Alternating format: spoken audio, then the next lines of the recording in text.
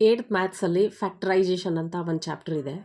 ಅದರಲ್ಲಿ ಫ್ಯಾಕ್ಟರೈಸ್ ಅಂದರೆ ಅಪವರ್ತಿಸು ಅಂತ ಹೇಳಿ ಈ ಸಮ್ಸ್ ಬರ್ತವೆ. ಇದು ತುಂಬ ಮಕ್ಕಳಿಗೆ ಕನ್ಫ್ಯೂಸು. ಆದರೆ ಇದನ್ನು ಹೇಗೆ ಮಾಡೋದು ಅಂತ ನೋಡೋಣ ಇವತ್ತು. ಈ ನಾವೇನು ಮಾಡ್ತೀವಿ, ಇದರಲ್ಲಿ ಇದು ಪ್ರಾಡಕ್ಟ್ ಆಗಬೇಕು, ಇದು ಸಮ್ ಆಗಬೇಕು. ನೋಡಿ, ಪ್ರಾಡಕ್ಟು 25 ಆಗಬೇಕು, ಸಮ್ ಏನಾಗಬೇಕು 10 ಆಗಬೇಕು. ಆ ರೀತಿ ಈ ಮಿಡಲ್ ಟರ್ಮನ್ನು ನಾವೇನು ಮಾಡಬೇಕು, ಸ್ಪ್ಲಿಟ್ ಮಾಡ್ಕೋಬೇಕು. ಹೇಗೆ, ಈಗ 5 + 5 10 ಆಗುತ್ತೆ, ಸಮ್ ಸರಿ ಆಯಿತು.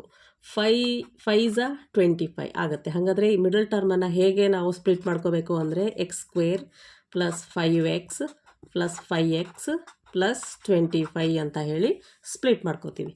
ಕಾಮನ್ ಇರೋದೇನು, ಇಲ್ಲೂ ಎಕ್ಸ್ ಕಾಣಿಸ್ತಾ ಇದೆ, ಇಲ್ಲೂ ಎಕ್ಸ್ ಕಾಣಿಸ್ತಾ ಇದೆ. ಒಂದು ಎಕ್ಸ್ ಹೊರಗೆ ತೆಗೀರಿ. ಇದರಲ್ಲಿ ಒಂದು ಎಕ್ಸ್ ಹೋದರೆ ಒಂದು ಎಕ್ಸ್ ಉಳಿಯುತ್ತೆ. ಈ ಟರ್ಮಲ್ಲಿ ಎಕ್ಸ್ ಹೊರಗೆ ಬಂದರೆ +5 ಉಳಿಯುತ್ತೆ. ಇನ್ನು ಈ ಟರ್ಮಲ್ಲಿ ನಮಗೆ ಎಕ್ಸ್ ಇಲ್ಲಿ ಕಾಣಿಸ್ತಿದೆ, ಇಲ್ಲಿ ಕಾಣಿಸ್ತಾ ಇಲ್ಲ. ಆದರೆ ಇಲ್ಲಿ 5 ಕಾಮನ್ ಬರುತ್ತೆ. ಹೇಗೆ ಅಂದರೆ 5 ಟೇಬಲಲ್ಲಿ 25 ಇದೆ. ಹಾಗಾಗಿ ಇದನ್ನು ಏನು ಮಾಡ್ಕೋಬೇಕು, +5 ಹೊರಗೆ ತಗೋಬೇಕು. +5 ಹೋದರೆ ಇಲ್ಲಿ ಬರೀ ಎಕ್ಸ್ ಉಳಿಯುತ್ತೆ. ಇಲ್ಲಿ ಪ್ಲಸ್ 5 5 25 ಬರುತ್ತೆ. ಈಗ ಎಕ್ಸ್ +5 ಈ ಟರ್ಮನ್ನೇ ಇದರಿಂದ ಹೊರಗೆ ತೆಗೆದ್ವಿ. ಇಲ್ಲಿ ಉಳಿದಿದ್ದು ಎಕ್ಸ್, ಮತ್ತು ಈ ಟರ್ಮ್ ಹೊರಗೆ ಬಂದರೆ +5. ಈ ರೀತಿ ಮಾಡೋದು ಒಂದು ಕ್ರಮ. ಇದು ನನಗೆ ಗೊತ್ತಾಗ್ತಿಲ್ಲ ಅಂತಂದರೆ ಇದಕ್ಕೊಂದು ತುಂಬ ಈಸಿ ಮೆಥಡ್ ಏನು ಅಂತಂದರೆ ನೋಡಿ, x² + 10x + 25 ಈ ಟರ್ಮ್ಸನ್ನು ನೋಡ್ಕೋಬೇಕು. ನೋಡಿಕೊಂಡಾಗ ಇವು ಸ್ಕ್ವೇರ್ ನಂಬರ್ಸ್ ಆಗಿತ್ತು ಅಂದರೆ, ಈಗ ನೋಡಿ ಎಕ್ಸ್ ಇದು ಸ್ಕ್ವೇರ್ ನಂಬರ್ ಬರ್ಕೋಬೋದು. ಇದನ್ನು ಈ 5 ಸ್ಕ್ವೇರ್ ನಂಬರ್ 25 ಇಷ್ಟು ಗೊತ್ತಾಗಬೇಕಿದು. ಇಲ್ಲಿ ಸ್ಕ್ವೇರ್ ನಂಬರ್ ಇತ್ತು ಅಂತಂದರೆ ಮಿಡಲ್ ಟರ್ಮನ್ನು 2 ಇದು ಎ ಆಗುತ್ತೆ, ಇದು ಬಿ ಆಗುತ್ತೆ.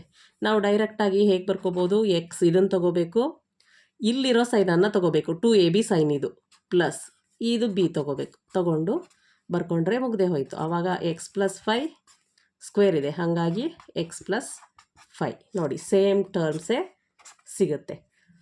ಹೀಗೆ ಗೊತ್ತಾಗುತ್ತೆ ಅಂದರೆ ಹೀಗೆ ಬಿಡಿಸ್ಬೋದು.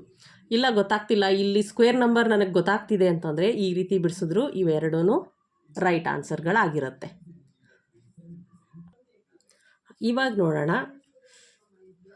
ಇದನ್ನು ಹೇಗೆ ಸ್ಪ್ಲಿಟ್ ಮಾಡೋದು. ಇವಾಗ ಇಲ್ಲೇನಂತಂದರೆ ಸ್ಕ್ವೇರ್ ನಂಬರ್ ಇಲ್ಲ. ಇಲ್ಲಿ ನಾವೇನು ಮಾಡಬೇಕು, ಈ ಮಿಡಲ್ ಟರ್ಮನ್ನು ಸ್ಪ್ಲಿಟ್ ಮಾಡೋದ್ರ ಮುಖಾಂತರನೇ ಏನು ಮಾಡಬೇಕಾಗುತ್ತೆ, ಇದನ್ನು ಫ್ಯಾಕ್ಟ್ರೈಸ್ ಮಾಡಬೇಕಾಗುತ್ತೆ. ಪ್ರಾಡಕ್ಟ್ ಏನಾಗಬೇಕು, ನಮಗೆ 12 ಆಗಬೇಕು. ಸಮ್ ಏನಾಗಬೇಕು, -7 ಸಿಗಬೇಕು. ಈಗ -7 ಯಾವ ಎರಡು ನಂಬರನ್ನು ಕೂಡಿದ್ರೆ ನಮಗೆ 7 ಸಿಗುತ್ತೆ, 4 3 ಕೂಡಿದ್ರೆ 7 ಸಿಗುತ್ತೆ. 4 3s 12. ಆವಾಗ ಈ ನಂಬರ್ ಸೂಟ್ ಆಗುತ್ತೆ. ಇದಕ್ಕೆ -4 ಇದಕ್ಕೆ -3 ಹಾಕ್ಕೊಳ್ಳಿ. ಹಾಕ್ಕೊಂಡು ಮಿಡಲ್ ಟರ್ಮನ್ನು ಸ್ಪ್ಲಿಟ್ ಮಾಡಿ. x² -4x -3x +12 ಹಾಗೆ ಬರ್ಕೊಳ್ಳಿ. ಈ ಟರ್ಮ್ ಬರೆಯೋದು ಗೊತ್ತಾಗ್ಬಿಟ್ರೆ ಇದನ್ನು ಫ್ಯಾಕ್ಟ್ರೈಸ್ ಮಾಡೋದು ತುಂಬ ಈಸಿ. ಇವಾಗ ಏನಿದೆ, ಈ ಟರ್ಮಿಂದ ಮತ್ತು ಈ ಟರ್ಮಿಂದ ಕಾಮನ್ ತೆಗಿಬೇಕು. ಇದರಲ್ಲಿ ಎಕ್ಸ್ ಕಾಮನ್ ಬರುತ್ತೆ. ಇಲ್ಲಿ ಎಕ್ಸನ್ನು ಹೋಯಿತು ಅಂತಂದರೆ 1 ಎಕ್ಸ್ ಉಳಿಯುತ್ತೆ, ಮೈನಸ್ ಇಲ್ಲಿ ಎಕ್ಸ್ ಹೋದರೆ 4 ಉಳಿಯುತ್ತೆ. ಇದೇ ಸೇಮ್ ಟರ್ಮು ಇಲ್ಲೂ ಬರುತ್ತೆ. ಅದನ್ನ ಮೇಲೆ ನೆನ್ಪಿಟ್ಕೊಂಡೆ ನಿಮಗೆ ಗೊತ್ತಾಗ್ಬಿಡುತ್ತೆ. ಈಗ ಇಲ್ಲಿ ಎಕ್ಸ್ ಇದೆ, ಇಲ್ಲಿ ಎಕ್ಸ್ ಇಲ್ಲ. ಈಗ 3 ಇದೆ, 3 ಟೇಬಲಲ್ಲಿ 12 ಬರುತ್ತೆ, 3 4s. ಹಾಗಾಗಿ -3 ಹೊರಗೆ ತೆಗೀರಿ. ಯಾಕಂದರೆ ಇಲ್ಲಿ ಸೇಮ್ ಬರಬೇಕು ನಮಗೆ ಅಂದಾಗ -3 ಹೊರಗೆ ತೆಗಿಬೇಕು. ಇಲ್ಲಿ ಎಕ್ಸ್ ಬರಬೇಕು ಅಂದ್ರೆ -3 ಹೋಯಿತು ಅಂತಂದರೆ ಎಕ್ಸ್ ಉಳೀತು. ಇಲ್ಲಿ ಏನೋ ಮಾಡಬೇಡಿ, ನಿಮಗೆ ಗೊತ್ತಾಗಲ್ಲ, ಮೈನಸ್ ಪ್ಲಸ್ಸು ನಮಗೆ ಹೀಗೆ ಅದು ಗೊತ್ತಾಗಿಲ್ಲ ಅಂತಂದರೆ ಈ ಮೈನಸ್ಸೇ ಬರಬೇಕು. ಈ ಟರ್ಮ್ ಸೇಮ್ ಬರಬೇಕು ನಮಗಲ್ಲಿ ಮೈನಸ್, ಅದಕ್ಕೆ ಮೈನಸ್ ತೊಗೊಂಬಿಡಿ ಇದ್ರದ್ದೇನೆ. 3 4s 12 ಮೈನಸ್ ಪ್ಲಸ್ 3 4s 12 ನೋಡಿ ಸೇಮ್ ಬರುತ್ತೆ ಟರ್ಮ್ಸ್. ಇದು ಸೇಮ್ ಬರಬೇಕು, ಆವಾಗಲೇ ನೀವು ಮಾಡಿರೋ ಲೆಕ್ಕ ಸರಿ ಅಂತ. ಈಗ ಈ ಟರ್ಮಲ್ಲಿ x -4 ಹೊರಗೆ ತೆಗಿತೀವಿ. ಉಳಿದಿದ್ದೇನು ಇದರಲ್ಲಿ ಎಕ್ಸ್. ಈ ಟರ್ಮಲ್ಲಿ ಇದು ಹೋಗ್ಬಿಟ್ರೆ ಇಲ್ಲಿ ಉಳಿದಿದ್ದು -3. ಇವೇ ನಮ್ಮ ಫ್ಯಾಕ್ಟರ್ಸು ಸಿಗುತ್ತೆ. ಈ ರೀತಿ ನಾವು ಈಸಿಯಾಗಿ ಮಾಡ್ಬೋದು. ಇದರಲ್ಲೇ ಇನ್ನೂ ಒಂದು ಲೆಕ್ಕ ಬರುತ್ತೆ, ಏನಂತಂದರೆ x² ಆ ಥರ 9x + 10. ಇಲ್ಲಿ ನೋಡಿ, ಯಾಕಂದರೆ ಇಲ್ಲಿ ಬರೀ x² ಇಲ್ಲ, ಜೊತೆ ಈ ನಂಬರ್ ಬೇರೆ ಇದೆ ಅಂದಾಗ ನಾವು ಇದನ್ನು ಹೇಗೆ ಸ್ಪ್ಲಿಟ್ ಮಾಡ್ಕೋಬೇಕು, ಪ್ರಾಡಕ್ಟ್ ಬೇರೆ ಆಗುತ್ತೆ. ಪ್ರಾಡಕ್ಟ್ ಏನಾಗುತ್ತೆ, ಇದು ಮಲ್ಟಿಪ್ಲೈ 10 ಇಂಟು 2 10 2 20. ಇದನ್ನು ನಾವೇನು ಮಾಡಬೇಕು, ಪ್ರಾಡಕ್ಟ್ ಅಂತ ಮಾಡ್ಕೋಬೇಕು. ಸಮ್ ಏನಾಗುತ್ತೆ 9. ಇವಾಗ ಹೇಗೆ ಇದನ್ನು ಸ್ಪ್ಲಿಟ್ ಮಾಡ್ಕೋಬೇಕು ಅಂತಂದರೆ, ನಮಗೆ ಪ್ರಾಡಕ್ಟ್ 20 ಆಗಬೇಕು, ಕೂಡಿದ್ರೆ 9 ಆಗಬೇಕು. ಹಂಗಾರೆ 9 ಯಾವ್ಯಾವುದನ್ನು ಆ್ಯಡ್ ಮಾಡಿದ್ರೆ 9 ಸಿಗುತ್ತೆ, 4 + 5 ಕೂಡಿದ್ರೆ ನಮಗೆ 9 ಸಿಗುತ್ತೆ. 4 5 20. ಇದನ್ನು 4 5 ಅಂತ ನಾವು ಸ್ಪ್ಲಿಟ್ ಮಾಡಬೇಕಾಗುತ್ತೆ. ಆವಾಗ ನೋಡಿ 2x² + 4x + 5x + 10 ಅಂತ ಮಾಡ್ಕೊಳ್ಳಿ. ಇವಾಗ ಇದರಿಂದ ಕಾಮನ್ ಹೊರಗೆ ತೆಗಿಬೇಕು, ಇದರಿಂದ ಕಾಮನ್ ತೆಗಿಬೇಕು. ಇವಾಗ ಇಲ್ಲಿ ಎಕ್ಸ್ ಇದೆ, ಇಲ್ಲೂ ಎಕ್ಸ್ ಇದೆ. ಈ 2 ಟೇಬಲಲ್ಲಿ 4 ಬರುತ್ತೆ ಅಂದಮೇಲೆ 2ನೂ ಕಾಮನ್ ಬರುತ್ತೆ. ಹಾಗಾಗಿ ನಾವು ಹೊರಗೆ ತೆಗಿಬೇಕಾಗಿರೋದು ಯಾವುದು, 2 ತೆಗಿಬೇಕು, ಮತ್ತು ಎಕ್ಸ್ ಇದೆ, ಎಕ್ಸನ್ನು ತೆಗಿಬೇಕು.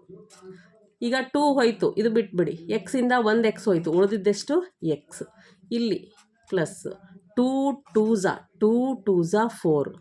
ಎಕ್ಸಿಗೆ ಎಕ್ಸ್ ಹೊರಗೆ ಬಂತು ನೋಡಿ, ತುಂಬ ಈಸಿ. ಈ ರೀತಿ ಮಾಡ್ಬೋದು. ಈಗ ಇದರಲ್ಲಿ ಇಲ್ಲಿ ಎಕ್ಸ್ ಇದೆ, ಇಲ್ಲಿ ಎಕ್ಸ್ ಇಲ್ಲ, ಅದು ಕಾಮನ್ ಬರಲ್ಲ, ಬಿಟ್ಬಿಡಿ. 5 ತೆಗಿಬೋದು. 5 ಟೇಬಲಲ್ಲಿ 10 ಇದೆ, ಹಾಗಾಗಿ +5 ಹೊರಗೆ ತೆಗಿತೀವಿ. 5 + 5 ಹೋದರೆ ಉಳಿದಿದ್ದೇನೋ ಎಕ್ಸ್. ನೋಡಿ ಫಸ್ಟ್ ಟರ್ಮ್ ಸೇಮ್ ಬಂತು. ಈಗ ಪ್ಲಸ್ 5 2 10 ಸಿಕ್ತಲ್ವಾ. ಇದು ಸೇಮ್ ಸಿಕ್ತು ಅಂದರೆ ನಮಗೆ ನಾವು ಮಾಡ್ತಾ ಇರೋ ಲೆಕ್ಕ ಸರಿ ಇದೆ ಅಂತ ಅರ್ಥ. ಈಗ ಈ ಟರ್ಮಿಂದ x+2 ಅನ್ನು ಕಾಮನ್ ಆಗಿ ಹೊರಗೆ ತೆಗಿತೀವಿ. ಇದು ತೆಗೆದುಬಿಟ್ರೆ ಉಳಿದಿದ್ದೇನು 2x, ಮತ್ತು ಇದರಲ್ಲಿ ಇದನ್ನು ತೆಗೆದುಬಿಟ್ರೆ ಉಳಿದಿದ್ದೇನು +5. ಇವೇ ಫ್ಯಾಕ್ಟರ್ಸ್ ಸಿಗುತ್ತೆ. ಈ ರೀತಿ ನಾವು ತುಂಬ ಈಸಿಯಾಗಿ ಅರ್ಥ ಮಾಡಿಕೊಂಡು ಮಾಡಿದ್ರೆ ತುಂಬ ಈಸಿ ಈ ಲೆಕ್ಕಗಳು. ಮ್ಯಾಕ್ಸಿಮಮ್ ಅಂದರೆ ಈ 3 ಟೈಪ್ಸಲ್ಲಿ ನಿಮಗೆ ಲೆಕ್ಕಗಳು ಎಕ್ಸಾಮಲ್ಲಿ ಬರ್ಬೋದು. ಇಷ್ಟು ನೀವು ತಿಳ್ಕೊಂಡ್ರೂ ಸಾಕು, ಎಷ್ಟೋ ಆರಾಮಾಗಿ ನಾವು ಬಿಡಿಸ್ಬೋದು. ಇದ್ರ ಮೇಲೇನೂ ಏನಾದರೂ ಅರ್ಥ ಆಗಿಲ್ಲ, ಇನ್ನೂ ಏನಾದರೂ ನಿಮಗೆ ಡೌಟ್ ಇದೆ ಅಂತಂದರೆ ಕಮೆಂಟ್ ಮಾಡಿ, ನಾನು ಅದಕ್ಕೆ ರಿಪ್ಲೈ ಮಾಡ್ತೀನಿ. Thank you.